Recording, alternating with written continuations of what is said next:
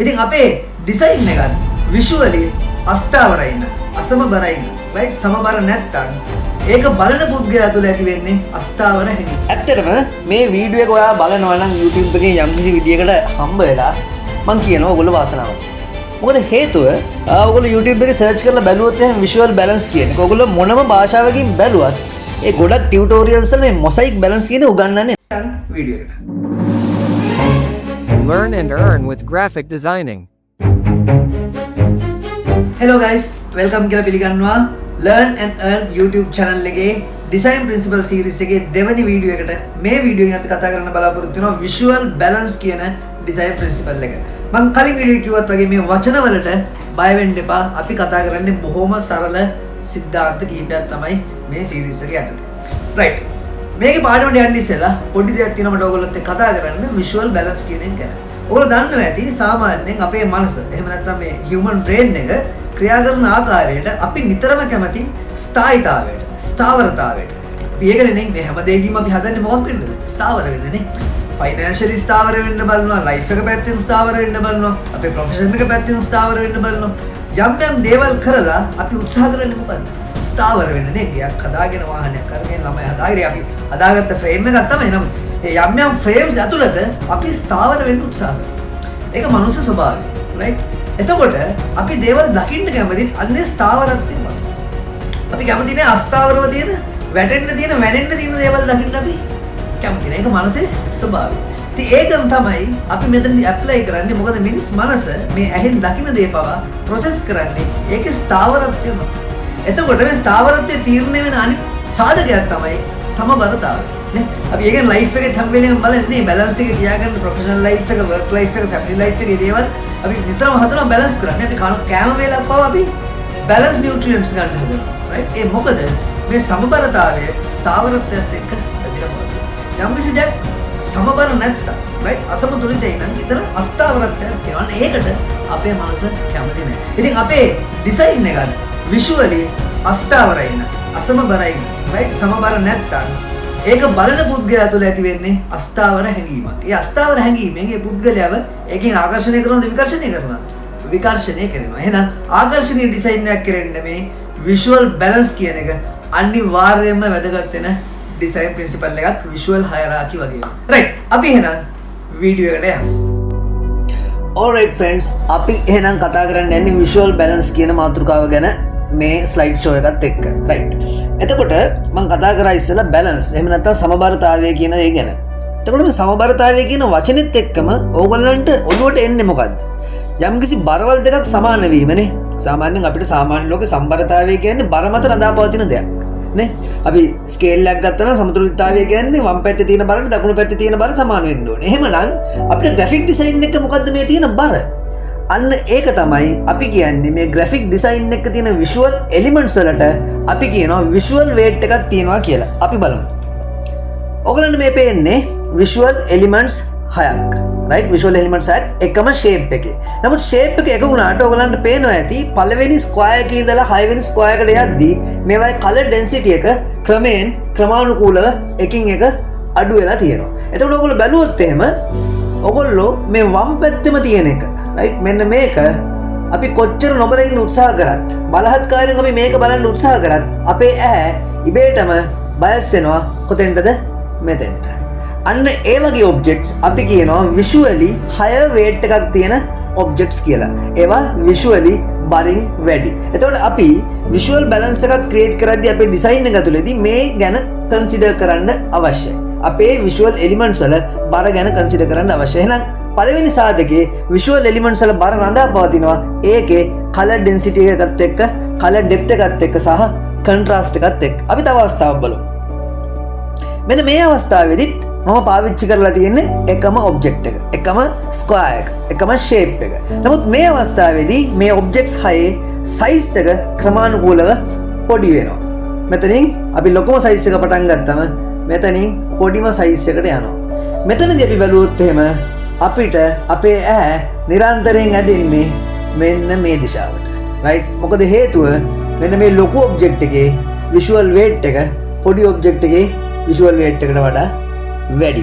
right සාමාන්‍ය ලෝකේ නම් අපිට weight එක මනින්න kilograms කියලා measurement unit එකක් තිබ්බට මෙන්න මේ graphic design කියන ලෝකේ අපිට visual weight එක මනින්න අවසනාවකට measurement unit එකක් නැහැ. නමුත් මේක sense එක මත රඳා පවතින දෙයක්. අපි ඒකයි මේකට visual balance එක කියන්නේ. අපේ ඇස් මත රඳා පවතින දෙයක්. පැහැදිලිවම optics මත රඳා පවතින දෙයක්. right අපි යන් ඊළඟ slide එකට. හරි. මෙතනදී මම මේක design එක කියලා හිතන්නකෝ. මේ මගේ canvas එකේ මේක වම් පැත්තේ object එකක් තියෙනවා.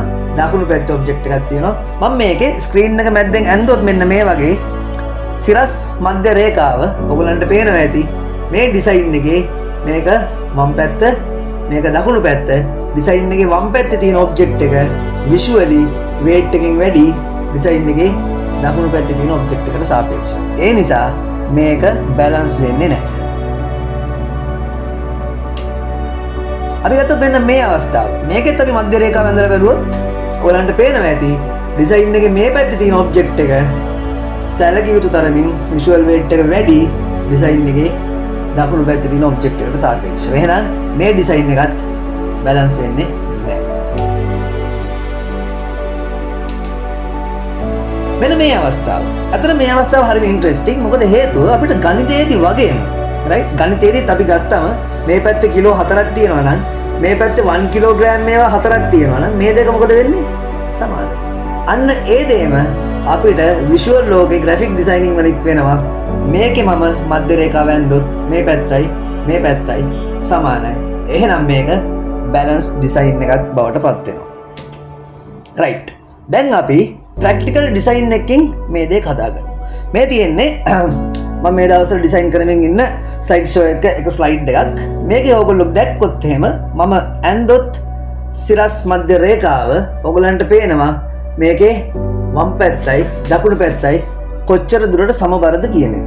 මම මෙතනදී තව දෙයක් කතා කරනවා. මේ සමබර වෙලා තියෙන ආකාරය බලන්න. මේ සමබර වෙලා තියෙන ආකාරය අපි වම් පැත්තයි දකුණු පැත්තයි ගත්තොත් බොහෝ දුරට මොකද්ද වෙන්නේ? බොහෝ දුරට මේ වම් පැත්තයි දකුණු පැත්තයි සමානයි. right අපි මේ O කියන අකුර Y කියන අකුර සහ AZ කියන එක පොඩ්ඩකට අමතක කරමු. මොකද visually මේ දේවලුත් සමානයි. මේ අකුරු වලින් මේවා වෙනස් වුණාට visually ඒ බරෙන් සමානයි. සහ අපි කිව්වොත් එහෙම මේ වම් පැත්ත සහ දකුණු පැත්ත බොහෝ දුරට හැඩයනුත් සමානයි. මෙන්න මේක අපි කියනවා සමබරයි විතරක් නෙමෙයි මොකද්ද? සමමිතිකයි කියලා. සමමිතිකයි කියලා. ඉතින් මෙන්න මේ වගේ අවස්ථාවක් අපි කියනවා symmetrical balance එකක් කියලා. right. මෙන්න මේ ඩිසයින් එක ගත්තොත් මම මේකේ සිරස් මධ්‍ය රේඛාව ඇන්දොත් ඔයගලන්ට පැහැදිලිව පේනවා ඇති canvas එකේ සිරස් මධ්‍ය රේඛාවෙන් වම් පැත්තේ තියෙන object එක පැහැදිලිවම visual weight එක වැඩි. ඒකේ තියෙන දකුණු පැත්තට වඩා. මොකද මේ පැත්තේ තනිකරම තියෙන්නේ මොකද්ද? හිස් අවකාශයක්. එහෙනම් මේක visually balanced නෑ. මේක කොහෙත්ම visually balanced නෑ. අපි මේකේ තිරස් මධ්‍ය රේඛාව ඇඳත් ඒත් මේක කොයිම විදියකින්වත් බැලන්ස් වෙන්නේ නැහැ. මෙන්න මේ වගේ ඩිසයින් එකක් බැලන්ස් කරන්න මට දකුණු පැත්තට කන්ටෙන්ට් ගේන්න පුළුවන්. දැන් වම් පැත්තේ ඉමේජ් එකක් තියෙනවා. ඒකට ඒ විෂුවල් වේට් එකට සමාන වෙන්න මම දකුණු පැත්තේ ප්ලේස් කරා මොනවද? කන්ටෙන්ට් එක. right මේ විදිහට කන්ටෙන්ට් එක ප්ලේස් වෙලා තියෙන්නේ. මේ කන්ටෙන්ට් එකෙන් මගේ දැන් ඩිසයින් එක මධ්‍ය රේඛාවෙන් වම් පැත්ත හා දකුණු පැත්ත සමබර වෙලා තියෙනවා. right මේ වගේ බැලන්සිං අවස්ථාවක් අපි කියනවා asymmetrical balance එකක්. එහෙම නැත්නම් අසමමිතික සමබර අවස්ථාවක්. මොකද මේක සමබර වුණාට දෙපැත්ත visually සමානද? නෑ. හැඩතල වලින් සහ අනිකුත් දේවල් වලින් visually සමාන නෑ. නමුත් මේක visually balanced. හැබැයි asymmetrical. මේක සමබරයි හැබැයි අසමමිතිකයි. අපි යන් ඊළඟ අවස්ථාව.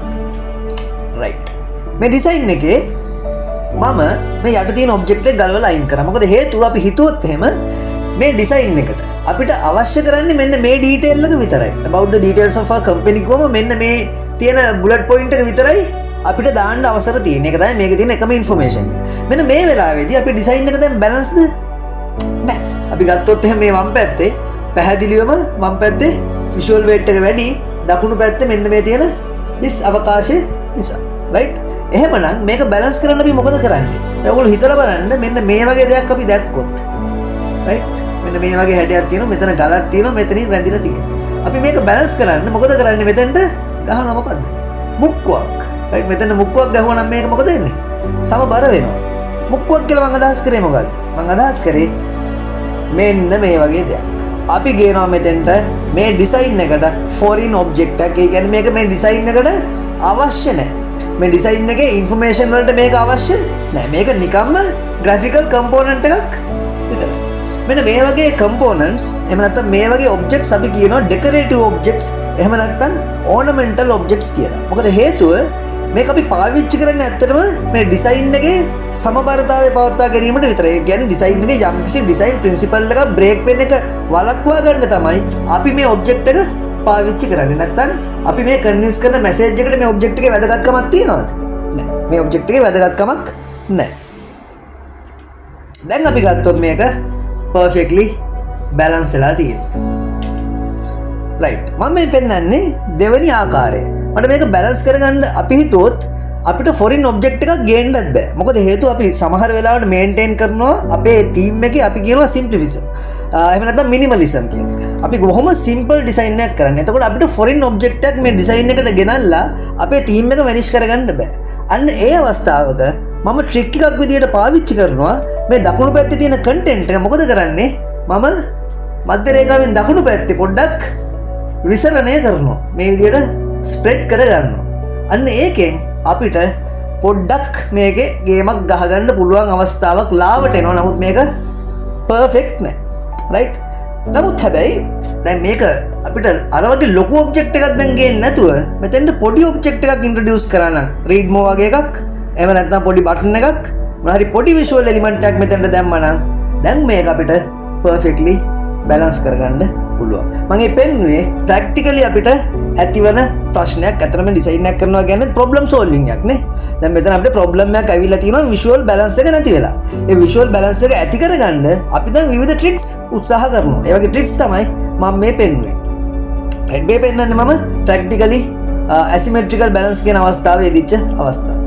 රයිට් මෙන්න මෙතනදී ඔයගලන්ට පේනවා ඇති මම මධ්‍ය රේඛාව ඇන්දම පැහැදිලිවම මේ පැත්ත සහ මේ පැත්ත content wise වෙනස් මේ පැත්තේ image එකක් තියෙනවා මේ ආකාරයට ඒක මේ පැත්තේ නෑ මේකෙන් අපිට පැහැදිලිව asymmetrical balance අවස්ථාවක් පෙන්වනවා දැන් මම මෙයාව මෙතන යවුවොත් එහෙම ඔයගලන්ට පේනවා ඇති මේ balance එක සම්පූර්ණයෙන්ම ගිලිහිලා ගියා right ඊළඟට අපි කතා කරනවා radial balance කියන එක සම්බන්ධයෙන් මේ ස්වභාව ධර්මයේ අපි විශ්වයේ ගොඩක් දේවල් අපි දන්නවා වෘත්තාකාරව තමයි හිටලා තියෙන්නේ. මේ වෘත්තය කියන ජ්‍යාමිතික හැඩතලෙත් එක්ක මේ විශ්වයේ පුදුම බැඳීමක් තියෙනවා. ඉතින් මේ රේඩියල් බැලන්ස් කියන එක අපිට මේ පෘථිවියේ ගොඩක් තැන් වලින් බලා ගන්න පුළුවන්. ඇත්තට මේ රේඩියල් බැලන්ස් කියලා කියන්නේ යම්කිසි කේන්ද්‍රයක් වටා ඔබ්ජෙක්ට්ස් වල තියෙන සමබරතාවය. රයිට් මම මේ කතා කරේ නැචරලි අපිට දකින්න පුළුවන් අවස්ථා කීපයක්. අපි ගියොත් එහෙම ප්‍රැක්ටිකලි අපිට මෙන්න මේ වගේ දෙයක් උදාහරණයක් හැටියට ගන්න පුළුවන් ප්‍රැක්ටිකලි ග්‍රැෆික් ඩිසයින් එක රේඩියල් බැලන්ස් එක යෙදෙන අවස්ථාවක්. අතන මේ වගේ දෙයක් අපි කියනවා ඉන්ෆෝග්‍රැෆික් එකක් කියලා. ඒ කියන්නේ data එහෙම නැත්නම් යම්කිසි information visualize කරද්දී අපි පාවිච්චි කරන දෙයක් පාවිච්චි කරන ඔබ්ජෙක්ට් එකක් තමයි ඉන්ෆෝග්‍රැෆික් එකක් කියලා කියන්නේ. ඉතින් මේ වගේ දෙයකදී අපිට use කරන්න පුළුවන් රේඩියල් බැලන්ස් කියන අවස්ථාව. අපි එතනින් එහාට ගිහිල්ලා උදාහරණයක් කතා කරොත් මෙන්න මේ උදාහරණය අපිට පේනවා මෙතන අතර මේක perfectly balanced design එකක් මේ design එක vertically horizontally හැම පැත්තෙම balanced මේකේ විශේෂත්වය තියෙන්නේ මෙතන radial balance කියන අවස්ථාව පෙන්වන්න පුළුවන් විදිහට මෙන්න මෙතන මේ section 8 කියන එක වටා pivot වෙලා මෙන්න මේ ආකාරයට round ආකාරයට content විසිරලා තියෙනවා මේක එක්තරා විදිහක radial balance එක asymmetrical radial balance එකක් හැටියට අපිට ගන්න පුළුවන් මේක කේන්ද්‍රය කියලා ගත්තොත් මෙතනට මේ පැත්තට ඔබ්ජෙක්ට්ස් තියෙනවා මේ පැත්තට weight එක තියෙනවා මේට weight එක තියෙනවා පල්ලෙහාට weight එක ටුට්ටක් වැඩි ඒක කමන්නේ මේ පැත්තට weight එක තියෙනවා මේ පැත්තට weight එක තියෙනවා right ඇත්තටම මේ වීඩියෝ එක ඔයා බලනවා නම් YouTube එකේ යම්කිසි විදියකට හම්බ වෙලා මම කියනවා ඔයගොල්ලෝ වාසනාවන්ත මොකද හේතුව ඔයගොල්ලෝ YouTube එකේ සර්ච් කරලා බැලුවොත් එහෙනම් visual balance කියන එක ඔයගොල්ලෝ මොනම භාෂාවකින් බැලුවත් ඒ ගොඩක් ටියුටෝරියල්ස් වල මේ මොසයික් බැලන්ස් කියන උගන්වන්නේ නැහැ රයිට් මේක හරි කලාතුරකින් උගන්වන දෙයක් සාමාන්‍ය සිමෙට්‍රිකල් ඇසිමෙට්‍රිකල් සහ රේඩියල් බැලන්ස් එක තමයි උගන්වන්නේ මොකද මොසයික් බැලන්ස් එක කියන්නේ අතන මොසයික් කියන්නේ මොකද්ද මොසයික් කියලා කියන්නේ විසිරුණු ඔබ්ජෙක්ට්ස් රයිට් ඒවා එකට එකක් සමාන හෝ අසමාන වෙන්න පුළුවන් ඒවා රැන්ඩම්ලි විසිරලා තියෙන්නේ රයිට් මෙන්න මේ තියෙන ඔබ්ජෙක්ට්ස් ගත්තොත් මේ මෙතන තියෙන එක ආයි අපිට කොතනද තියෙන්නේ කියලා හොයන්නත් නැනේ ඒක ඇත්තටම නෑ අපහු එතන රිපීට් වෙලා නෑ දැන් මේ වගේ ඔබ්ජෙක්ට් එකක් නම් ඇත්තටම රිපීට් වෙලා ඇති සමහර විට රයිට් අන්න ඒ විදියට unevenly distribute වෙලා තියෙනවා විවිධ හැඩතල අන්න ඒ වගේ distribute වෙච්ච එකක් ඇත්තටම අපි වචනේ පරිසමාප්තාර්ථයෙන් ගත්තොත් සමබර නෑ නමුත් අපිට මේක ඇහැට එකවරම සමබරතාවයක් ගොඩ නැගිලා පේනවා ඇත්තටම මේ කතා කරන්නේ ඔප්ටිකල් දේවල් නේ විෂුවල් දේවල් මෙතනදී අපිට ප්‍රැක්ටිකලි 100% මේක සමබර නෑ නමුත් අපිට ඇහැට පේනවා සමබරතාවයක් මෙන්න මේ වගේ සමබරතාවයක් අපි මොසයික් බැලන්ස් එකක් කියලා හඳුන්වනවා right අපි ප්‍රැක්ටිකලි පාවිච්චි අතර මේක ප්‍රැක්ටිකලි පාවිච්චි කරන අවස්ථාවක් graphic designing වල ඔයගොල්ලෝ search කරලා බැලුවොත් එහෙම පොඩ්ඩක් search කරලා බලන්න mosaic patterns එහෙම නැත්නම් mosaic style of graphic designing ඊට අමතරව maximalism කියන concept එකෙන් decide කරලා බලන්න යාළුවෙන් ආපු trend එකක් ඇත්තට එතකොට ඔයගොල්ලන්ට මේ වගේ mosaic patterns බලා ගන්න පුළුවන් මේ තියෙන practically මම අතර මුක්කුවක් ගහුවේ මතකද ඔයගොල්ලන්ට මේ මුක්කුව ගහන්නත් මම පාවිච්චි කරේ මොකද්ද mosaic pattern එකක් ඉතින් mosaic pattern එකක් itself balance නැති වුණාට අපිට ඒකේ අමුතුම අවිද්‍යාත්මක balance එකක් පේනවා. ඉතින් මේ ආකාරයට මම කතා කරේ visual balance කියන concept එක. අතම concept එක නෙමෙයි design principle එක ගැන. ඒ යටතේ මම කතා කරා symmetrical balance එහෙම නැත්නම් දෙපැත්ත සමමිතික අවස්ථාව, asymmetrical balance අසමමිතික අවස්ථාව, radial balance mosaic balance කියන එක. right. අපි එහෙමනම් අදට මේ design principle එකෙන් මේ වීඩියෝ එක සමාප්ත කරනවා. තවත් මේ වගේම design principle එකක් අරගෙන හැකි ඉක්මනින් ඔයගොල්ලෝ හම්බෙන්න එනවා.